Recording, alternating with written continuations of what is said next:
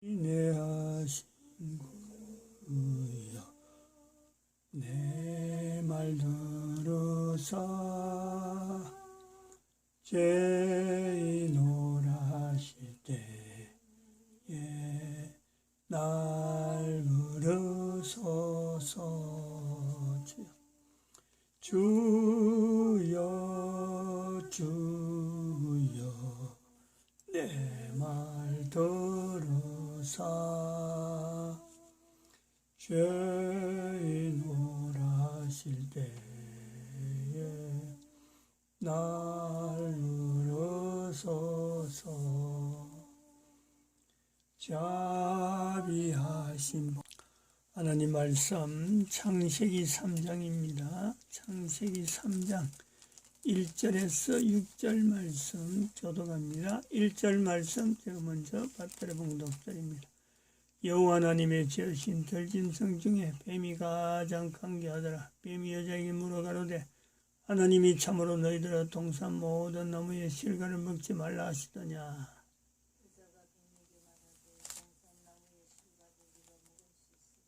동산 중앙에 있는 나무의 실과는 하나님의 말씀에 너희는 먹지도 말고 만지도 말라 너희가 죽을까 하노라 하셨느니라. 너희가 그것을 먹는 날에는 너희 눈이 밝아 하나님과 같이 되어 선악을 알 줄을 하나님이 아심이니라.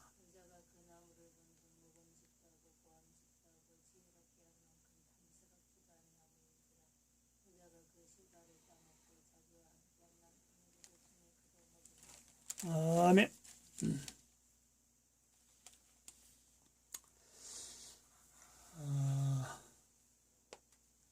오늘은 2021년 11월 14일 주일 저녁입니다.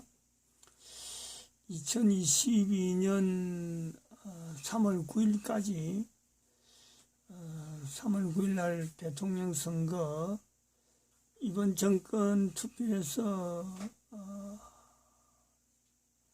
문재인이 나타나는 주사파 이 세력하고 완전히 결별해야 되는 그 상황, 그것이 하나님이 하시는 일이라고 분명히 보고 또 그것은 그렇게 될 거로 돼야 되므로 지금 요게 인류 역사에 나오는 이 시점 2012년이라 하는 이 시점에 요거는 인도하심을 받아 2012년에 했는데 이것이 현상으로 하나님이 하시는 일로 드러나는 일이 지금 2022년 3월 9일에 대한민국의 대통령 선거로 인해서 전 인류에게 하나님이 하시는 일의 어떤 표식으로, 표징으로 요 인류 역사가 이제 이렇게 되어진다 하는 것이 아마 시발점으로 보려고 합니다.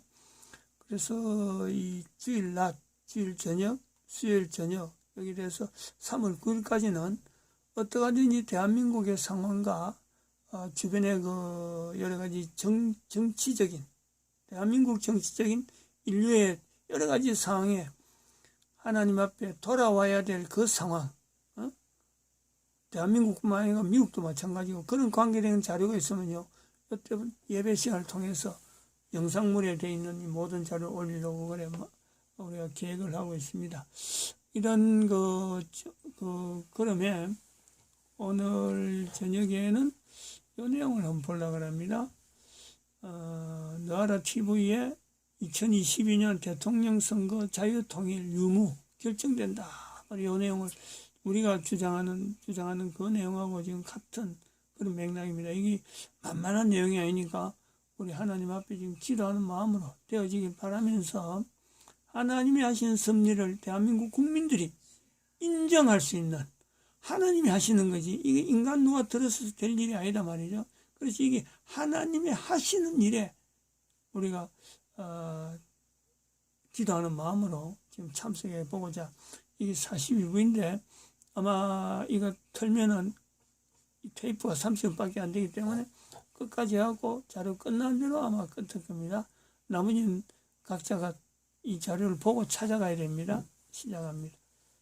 네, 반갑습니다. 시청자 여러분, 오늘 저녁 이슈더 라이브 지금 시작하도록 하겠습니다. 제 옆에는 여러분 너무나도 잘하시는 이충근 박사님 나와 계십니다. 박사님 반갑습니다. 네, 안녕하세요. 네. 박사님 매주 이렇게 화요일마다 찾아와 주셔가지고 너와라 TV 시청자분들의 어떤 이 질이 굉장히 높아지고 있는 것 같습니다. 네. 좋은 내용을 항상 전해주셔가지고요. 간단하게 또 인사 부탁드리겠습니다. 예, 제가 그 이슈더 라이브라는 프로그램에서 국제 정치에 관련된 뭐 얘기를 쉽게 설명해 드리려고 노력하고 있습니다. 우리나라는 뭐 어느 나라보다도 국제 정치를 잘 알아야 되는 나라예요. 그 국제 정치가 어렵기 때문에 그렇습니다. 바로 뭐 이런 내용들 또 오늘도 우리 이영환 PD랑 재미있는 말들 한번 나눠 보도록 하겠습니다. 박사님 제가 그 광야교회 이렇게 청와대 있을 때 예, 예. 가끔 이제 집에 한 뭐 일주일에 한두 번씩 들어와서 짐 싸서 나가고 하느라고 택시를 타고 왔다 갔다 했던 적이 있었거든요. 예, 예. 근데 그 택시 기사님한테 이렇게 왔다 갔다 하면서 제가 질문을 한번 해봤었어요. 예, 예. 기사님 혹시 지금 대통령이 문재인 대통령인데 외교 점수를 좀 매기자면 외교. 몇 점 정도라고 생각을 하시나요? 그랬더니 갑자기 피식 웃으시더니 빵점이지 그걸 뭐하러 물어봐 뭐 이렇게 얘기를 하시더라고요. 그래서 제가 비슷한 질문을 좀 드리고자 하는데요. 예, 예. 다름이 아니라 이제 대통령 선거가 4개월 앞으로 다가왔는데 네, 네. 이 어떤 대통령이 당선되느냐에 따라서 그렇죠. 대한민국의 외교 문제도 굉장히 크게 이제 갈릴 것 같습니다. 네, 그래서 네. 현재 문 정권에 대한 외교 점수를 매긴다면 몇 점을 주실 수 있을까요? 박사님? 예, 우리 그 문재인 대통령 된 이후에 많은 그 한국 사람들이 뭐 정부가 약간 좀 선전을 했기 때문에 그런 그 국민들 인식이 생겼다라고 보는데 네네. 다른 건 몰라도 대북 관계는 잘했다.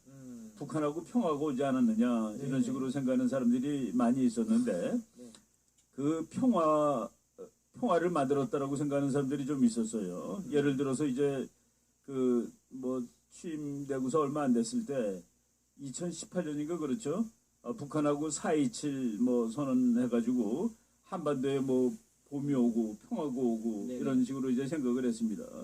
그리고 또 싱가포르에서 이제 미국 대통령하고 김정은이 만나기도 했고 거기에 그 중재자 역할을 했다라는 뭐 그런 일들이 있었고 그래서 많은 국민들이 다른 거는 잘 몰라도 그래도 대북 관계 그리고 외교 정책은 잘한 것 같다라고 생각을 했는데 네네. 그 평화에는 진짜 평화하고 가짜 평화가 있습니다. 네네네. 그 국제 정치학자들이 진짜 평화, 가짜 평화라는 말을 학문적으로도 그냥 씁니다. 네. 그거 이제 그 가짜 평화의 대표적인 케이스가 그 영국의 챔벌레인이라는 수상이 한 번 있었습니다. 네네. 영국의 챔벌레인이라는 수상이 2차 대전 일어나기 직전에 히틀러를 만나가지고서 뭐 담판을 줬습니다. 그래갖고서 이제 평화조약을 맺었어요. 네네. 그래서 뮌헨에서 맺은 조약이라 가지고 뮌헨 조약이라고 그러는데 그게 이제 뮌헨 평화조약이라는 말을 쓰기도 합니다. 네네. 그런데 그때 이 챔벌레인 수상이 히틀러하고 이 종이 한 장을 사인을 해가지고 네네. 이 종이 한 장을 들고 런던에 내렸습니다. 비행기 타고. 네네. 그래서 많은 사람들이 모였을 때 막 이걸 흔들면서 이것이 이 시대의 평화올시다. 이것이 이 시대의 평화올시다. 네네. 우리는 독일과의 전쟁을 하지 않도록 이렇게 다 조치를 취한 것입니다. 라고 얘기했을 때 네네. 히틀러는 속으로 웃었습니다. 저 정신 나간 바보 같은 영감이라고. 네네네. 그리고 영국의 처칠 씨가 네네. 처칠 씨는 지금 히틀러랑 이게 말이 되는 소리냐. 많은 사람들이 이거는 가짜 평화다라고 했는데 네네. 그때 오히려 이런 것이 어떻게 평화냐라고 주장한 그 처칠 같은 사람은 막 비난당했습니다. 전쟁 광해라고. 그런데 전쟁이 나는 데까지 그 네네. 조약을 맺고 2년도 안 걸린 거예요. 그래서 지금 그 후세 학자들이 네네. 그때 챔벌레인이 평화조약을 맺지 않고 네네. 독일한테 세게 밀어붙였으면은 그렇게 그 전쟁이 어렵지 않았을 거다. 그 독일하고 싸우느라고 영국이 정말 고생했는데 네네네. 그때 그 처칠이 독일을 무슨 저것들하고 평화를 하느냐. 독일한테는 밀어붙이는 것이 그것이 더 옳은 정책이다라고 밀어붙였으면은 네네. 훨씬 더 쉽게 전쟁을 할 수 있었다는 게 그 정평입니다.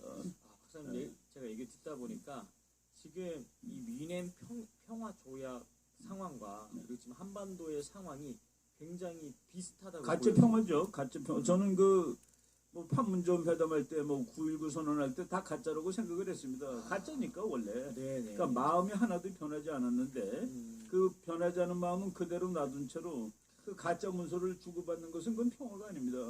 오히려 그러니까 항상 그 이렇게 경계를 해야 되고 네. 마음을 그 엄한 마음을 먹고 평화를 지켜야 되는데 그런 이 국민들을 이렇게 내려놓게 하는 것이죠. 아, 심지어는 그 문 대통령 초기에 네네. 어떤 시골에 그 나이 좀 드신 그 어르신이 네네. 뭐 그분은 뭐 세상 돌아가는 거를 뭐 이렇게 열심히 공부는 안 하는 그런 사람이고 보통 사람입니다. 네네네. 대통령이 이렇게 바뀌니까 평화가 오고 말이지. 그러니까 국방비를 확 줄여가지고 네네. 그것을 노인들한테 복지로 좀 써야 되겠다고 이렇게 말하는 걸 들었습니다. 근데 지금 이제 대통령 임기가 끝나가는 지금 네. 우리가 북한하고 지금 평화가 있다고 보고 있습니까? 그 문 대통령 된 다음에 북한이 미사일 쏜 횟수가 박근혜 대통령 때보다 훨씬 더 많습니다. 그러니까 북한은 이제 진짜 완성된 미사일에 더 훨씬 더 접근하고 있는 이런 상태거든요. 이런 걸 따져봤을 때 네네네. 진짜 진정한 의미에서 평화가 왔느냐? 어. 그렇지 않으면은 이 외교 정책은 뭐 형편없는 외교 정책이 되는 거죠. 사실 아까 택시기사 네네. 말대로 뭐 빵집이라는 말이 뭐 사실 이번에 문재인 정권이 들어서면서 네네 외교에 대한 모든 힘을 북한과의 오로지 평화, 북한이죠. 예, 네. 거기다가 힘을 다 쏟아냈는데 그렇죠. 지금 박사님께서 해주시는 이야기 들어보니까 평화는 단순히 이런 종이 쪼가리로부터 오는 것이 아니다. 그렇죠. 그리고 이제 특히 북한 문제도 그렇고 네네. 우리와 대한민국에 만약에 전쟁이 난다 그러면은 네네. 미국이 도와주는 것이 가장 결정적인 뭐 물론 우리 힘은 우리는 이제 우리 능력을 다 발휘한다고 이제 가정을 하고요. 네네. 미국이 도와주는 것이 가장 중요한 요건인데 미국이 도와주는 뭐라고 그럴까 스프링보드라고는 그 다이빙 선수들 점프할 때 탁 뛰는 그 스프링보드 있죠. 네네네. 스프링보드가 일본입니다. 일본이라는 그 기지가 없으면 미국이 한국을 제대로 도와줄 수가 없습니다. 근데 지금 일본하고 관계 어떻게 만들어놨습니까? 거의 뭐 완전히 적국처럼 네네, 만들어놨습니다. 맞습니다. 일본이라는 그 큰 나라를 적국으로 만들어 놓은 것은 뭐 외교 정책 아주 대파탄이죠. 그렇다고 중국하고 친해졌느냐? 뭐 요새 최근에 뭐 요소수를 중국이 다 장악하고 있는데 네네. 그 뭐 대한민국이 그렇게 친하게 지냈으면은 우리한테 이렇게 힘들게 하겠습니까? 예예. 맞습니다. 그러니까 누가 친구예요 지금? 다 친구를 다 적으로 만들어 놓고 북한도 설득을 못했고. 선생님 그러면 지금 북한과는 거짓 평화로 국민들을 속였고 반일 감정으로 일본과의 외교도 형편이 없고 일본 외교는 아주 네네. 제가 말이죠. 최악인 것 같습니다. 이렇게 말하면은 참 좀 너무 과하다라고 생각하는 사람이 있을지 모르겠지만은 네네. 미국은 일본을 조금 이렇게 불편해합니다. 예를 들어서 지금 미국이 중국이라는 그 대적을 견제하기 위해서 막 나라들을 동원하잖아요. 네네. 한국이 상당히 그 미국이 좋아하는 친구입니다. 싸움도 같이 할 수 있고. 네네. 그런데 우리가 미국이 부탁을 한 걸 하나도 안 도와주는 겁니다. 그럴 때마다 그러니까 네네. 미국이 이제 중국을 좀 견제해 줘야 되지 않겠어라고 부탁을 하는 거죠. 우리가 안 할 때마다 그 빈틈을 전부 일본이 야금야금 먹고 있습니다. 그래서 일본이 네네. 아마 일본의 우파들, 일본의 우익들은 아주 기분이 좋을 겁니다. 지금 대한민국의 이런 외교적 그렇죠. 자세가 그래서 심지어는 일본의 그 아소다로라는 네네.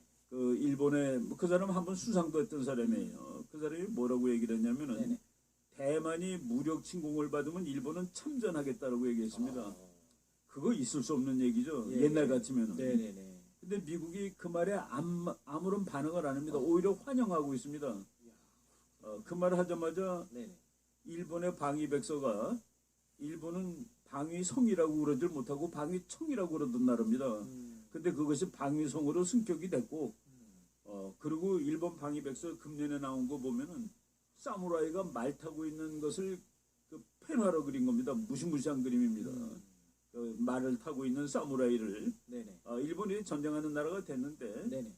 거기에 아마 북한하고 대한민국이 상당히 기여를 했다라는 그런 말씀을 드릴 수 있을 정도로 지금 뭐 네네. 외교가 잘 된 거가 아니죠. 그렇게 보면. 이제 말씀 듣고 보니까 북한과의 외교도 빵점, 일본과의 외교도 계속 반일 감정만 일으키고 아직까지도 그게 여파가 남아있고. 그렇죠. 뭐 무슨 네. 그 지소미아 같은 거는 그게 정말 대한민국의 안보를 위해서 결정적으로 중요하고 예, 예. 우리가 그걸 폐기했을 때 미국이 말이죠. 마지막 날 미국 국회의원 몇십 명이 편지를 보냈는데 그 편지가 뭐라고 써 있는 줄 아십니까? 지소미아는 미국 안보의 결정적인 것이다라고 써가지고 이거 저 폐기 네. 못한다라고 협박을 한 겁니다 거의. 지금 중국 같은 경우에도 문재인 대통령은 중국몽을 꿈꾼다고 아예 대놓고 그렇죠. 중국몽을 우리가 같이 꿔주겠다라고 그러고 네, 그리고 저 코로나 바이러스 왔을 때 중국을 닫으라고 의사들이 그렇게 얘기했음에도 네, 불구하고 중국하고 아픔을 함께 나눈다 그러고 뭐 지금 외교가 엉망인 것이죠. 진짜 그렇게 중국에게 했음에도 불구하고 중국은 친구라고 생각을 안 하는 것 같습니다. 중국이 친구라고 네. 생각하면은 우리는 총리급을 대사로 보내는데 그 사람들은 뭐 국장급을 보내나요?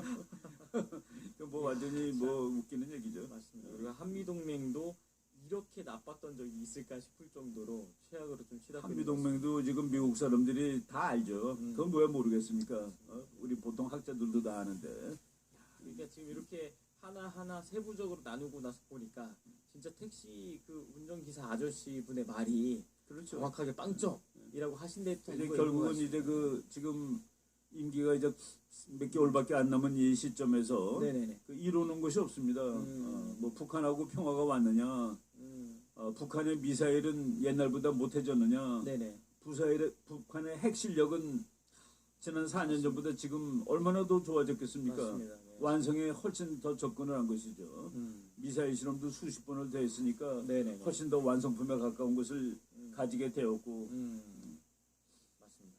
선생님, 그러면 대한민국 역대 대통령 중에 정권 중에 가장 외교를 좀 잘했다고 평가할 수 있는 정권 그리고 그런 지도자가 있다면 그러니까 외교 네. 안보 두 측면에서 네네네. 정말 잘한 사람이 두 사람이 있는데 그게 박정희하고 이승만입니다. 이승만 박사는 본인 자체가 국제정치학 박사고 맞습니다. 대한민국 첫 번째 국제정치학자니까 네네네. 그래서 그 세상을 보는 관점이 있었고 음. 대한민국이 나가야 될 목표를 정확히 알고 있었고 그리고 대한민국의 목표를 달성하기 위해서 어떠한 외교 정책을 가지고 있어야 될지를 정확히 알고 있었고 그리고 박정희 대통령은 그 안보에서 탁월한 이 관점을 갖고 있던 사람입니다.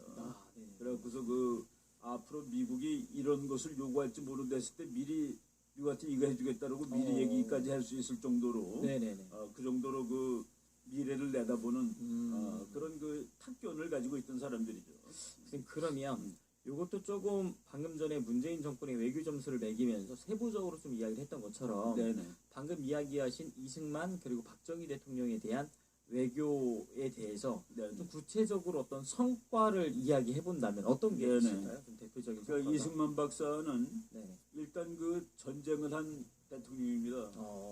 야, 그러네요. 네. 우리나라 역사상 전쟁을 한 그 왕들 봤을 때 전쟁을 한 왕들이 별로 그렇게 많지는 네네. 않잖아요. 맞습니다. 이승만 대통령은 전쟁을 그 3년 이상을 했고 야. 정말 그 아주 허약한 나라에 네네. 또 늙은 대통령인데 이건 뭐 이 다른 그 과정을 다 설명하기보다도 네네. 그 처칠 그 처칠이면은 세계적인 정치가 아닙니까? 예예 맞습니다. 처칠 수상이 미국이 너무 한국에다가 이렇게 이 노력을 바치는 것을 두려워했습니다. 왜냐하면은 한국에다가 미국이 모든 힘을 쏟을 때 소련이 그 유럽 나라인데 네네. 소련이 유럽을 건드리면 미국은 한국 때문에 유럽을 제대로 맡겠느냐. 그러니까 왜 한국에 이렇게 중요하지도 않은 한국에 신경을 쓰느냐 그러면서 네네. 그 처칠이 매일 미국을 뭐라고 그랬습니다. 그런데 이제 나중에는 그런 말까지 했어요. 어떻게 그 제3세계, 네네. 한국은 제3세계죠. 영국이 보기에. 네네.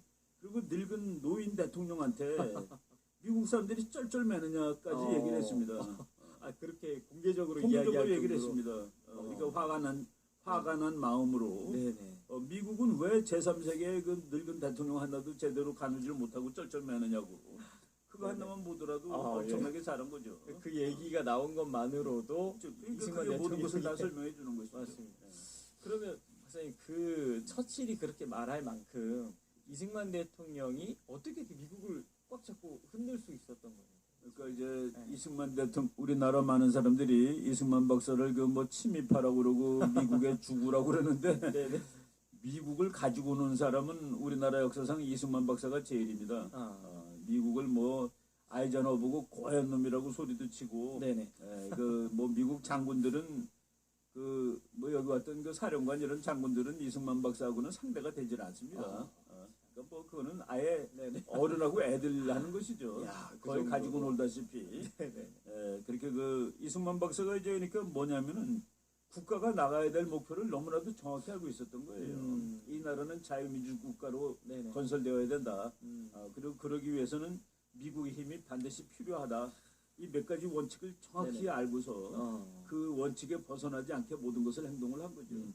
선생님 그 지금 얘기 듣다 보니까 제가 생각이 나는 것이 이승만 대통령 하면 지금 젊은 친구들 사이에서는 이승만 대통령에 대해서 왜곡된 역사관을 갖고 있는 사람들이 굉장히 많거든요, 사실.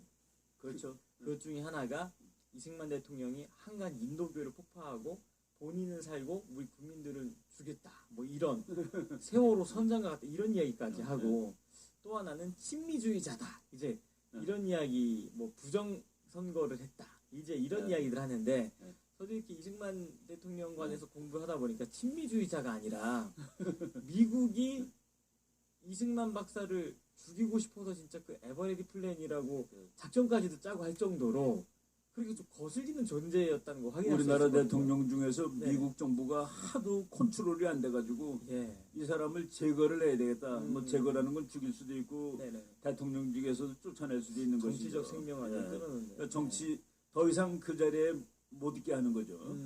그래서 그 오퍼레이션 에버레디라는 작전명이 있습니다. 에버레디 네네네. 작전이라는 걸 해가지고 이승만을 제거하려고까지 노력을 했었는데 네네네. 결국은 못했죠. 이 사람을 제거한 다음에 네네. 이승만만큼 이 나라를 끌어갈 사람도 없고 그래서 그 못했습니다. 그래서 그 이승만 박사를 친미라고 얘기하는 거는 뭐 좀 우스운 얘기죠. 이승만 박사는 네네. 우리 그 목사님 책에 그 이승만의 분노 네네, 중에 맞습니다. 미국에 대한 분노라는 것이 있습니다. 맞습니다. 네. 그 미국 국무부가 2차 대전 말에 그 좌파한테 이제 장악이 됐습니다. 그래갖고 매일 싸우는 거예요. 이승만 박사하고 미국 국무부하고. 네네. 그 공산주의의 위험에 대해서 제대로 볼 줄 모르는 사람들. 우리나라에 와 있던 미군 장교 중에서도 네네. 공산주의에 대해서 그 낭만적인 생각을 가진 사람들이 많이 있었습니다. 근데 네네. 이승만 박사가 직접 이 두 공산주의자 때문에 일이 안 된다라고 막 이름까지 지적하면서 그런 경우도 있고 그렇죠. 야. 근데 이제 그 이름에 지적당한 그 사람이 쓴 책을 보고서 네네. 이승만 박사가 어쩌다 저쩌다 하는 그런 학자들도 있는데 그 말이 안 되는 얘기입니다. 맞습니다.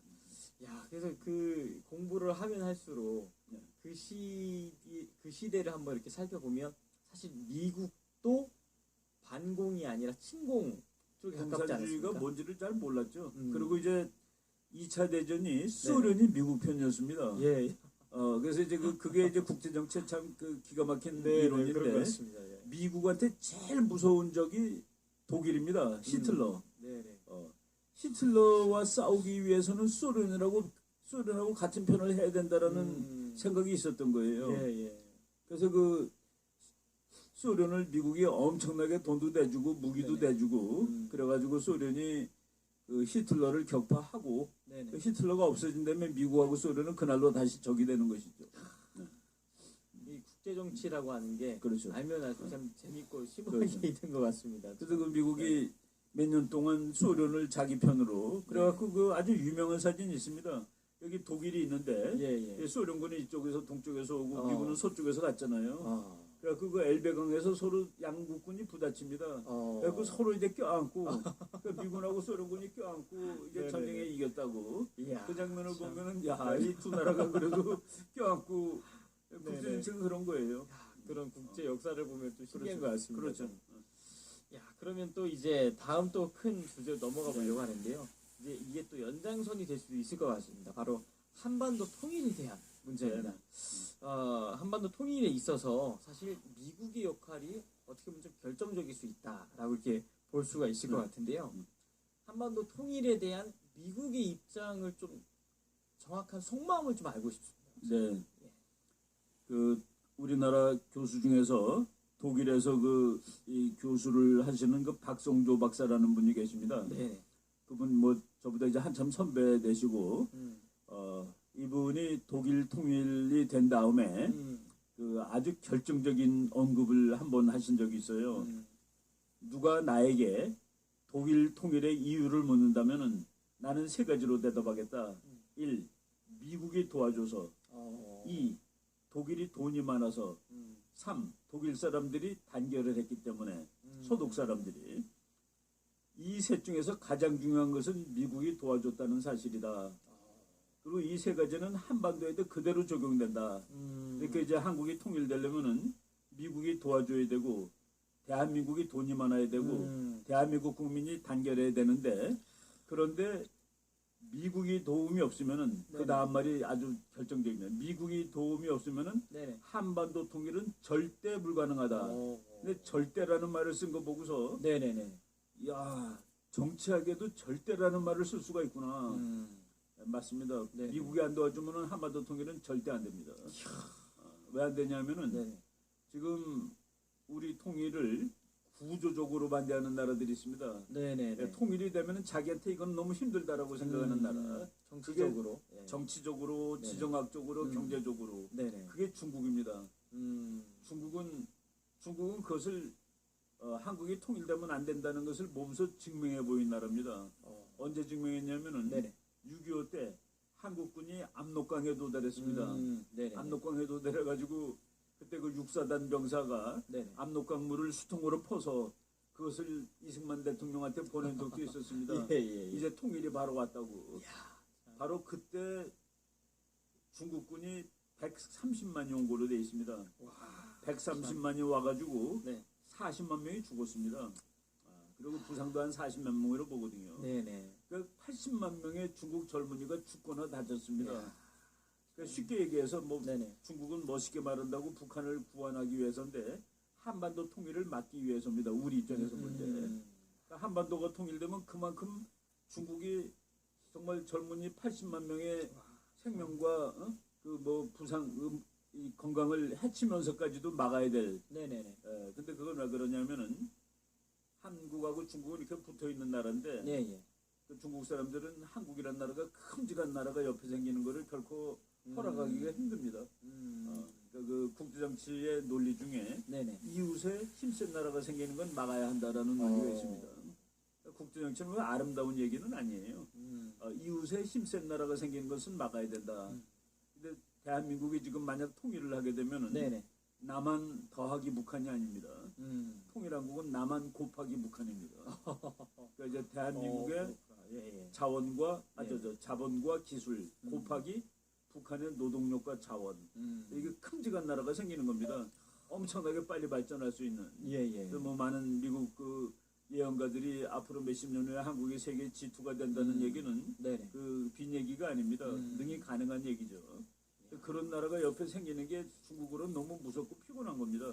그리고 지정학적으로 그 1200km 이상을 붙어 있습니다. 네네. 한국하고. 그 붙어 있다는 사실이 중국한테는 너무나도 피곤한 거예요. 부담이 크게. 부담이 크고. 그리고 더군다나 한국이 네네. 미국이라는 해양 세력의 또 전진기지가 될 수 있다는 그 사실이 너무나 힘든 거죠. 그래서 우리가 중국이 결코 반대하는데 네네. 이거를 우리 힘으로 어떻게 이기겠습니까? 미국이 도와줘야지. 거기서도 미국의 도움 없으면은. 네네. 그리고 일본은 지금은 뭐 우리랑 미국 한미일 삼각관계로 엮여진 준동맹입니다. 네네. 그렇기 때문에 이제 노골적으로 얘기하지는 않지만은 일본도 한국이 커지는 것이 싫죠. 그래서 그 우리 주변에 있는 네네. 일본과 중국 이 나라는 뭐 등수로 치면 각각 세계 2등, 3등 아니겠습니까? 예. 세계 2등, 3등짜리가 구조적으로 한반도의 통일을 싫어하는 거예요. 근데 이거를 무슨 재간으로 통일합니까? 그 미국의 힘을 빌리지 않는 한 못하는 거죠. 그러니까 그 박성주 교수가 네네. 미국의 도움 없으면은 한반도 통일은 절대 절대. 불가능하다라는 말이 정말 정치학임에도 불구하고 절대라는 말을 써도 될 정도로 물론 이제 미국이 한국 일을 자기 일처럼 해주지 않기 때문에 그 시간이 오래 걸리는 겁니다. 사실은. 그러면 그 처음 질문이었던 미국은 한반도 통일에 대해서 네네. 중국은 싫어하고 있고 일본도 싫어하는데 구조적으로 싫어하죠. 네네. 미국은 어떤지 좀 궁금해요. 미국은 예. 그러니까 이제 얘기를 하자면은 한반도 통일을 구조적으로 반대할 이유가 전혀 없는 유일한 나라가 미국입니다. 네네. 가깝지도 않고 일단 그러니까 가깝지도 않고 그래서 한반도에 큰 나라가 생겨도 그것이 미국한테 영향력이 네. 없고 한반도의 지정학도 미국한테 영향력이 없어요. 그런데 지금 보니까 네네. 그 영향이 자기한테 좋은 영향력이라 뭐냐면은 미국이 아시아에 있는 두 나라 이렇게 미국이 항상 그 우려하는 나라가 중국하고 일본입니다. 네네. 근데 한국이 가운데에서 요게 사이즈도 딱 알맞고 꽤 괜찮은 나라라. 예. 이게 통일되면은 이건 당연히 미국하고 지정학적으로 미국하고 친할 수밖에 없습니다. 그런데 네네. 이 통일된 꽤 괜찮은 한반도하고 미국이 네네. 연합을 하게 되면은 중국과 일본을 다 그냥 동시에 견제할 수가 있다. 양쪽을 동시에 컨트롤할 수 있다가 되는 겁니다. 네네. 그래서 그 중국을 견제하는데도 한국이라는 통일된 한국, 미국과 사이가 괜찮은 한국이 아주 괜찮은 그런 나라고, 그리고 일본을 견제하는데도 아주 괜찮습니다. 그러니까 그래서 한국하고 미국이 친하게 지내면은 네네. 뭐 미국은 그 중국, 일본을 한꺼번에 견제할 수 있고, 그리고 한국은 그 역사적으로 항상 미국 편에 서서 미국과 함께 싸운 나라입니다. 맞습니다. 미국에 대항해서 싸운 적이 없어요. 그래서 또 괜찮고 역사적으로. 선생님 그러면 제가 여기서 중지하겠습니다. 한 번 더 해야 되겠습니다. 한 16분 남았는데 이대로 중지하기 좀 다음에 다시 하겠습니다. 마칩니다. 기도드립니다.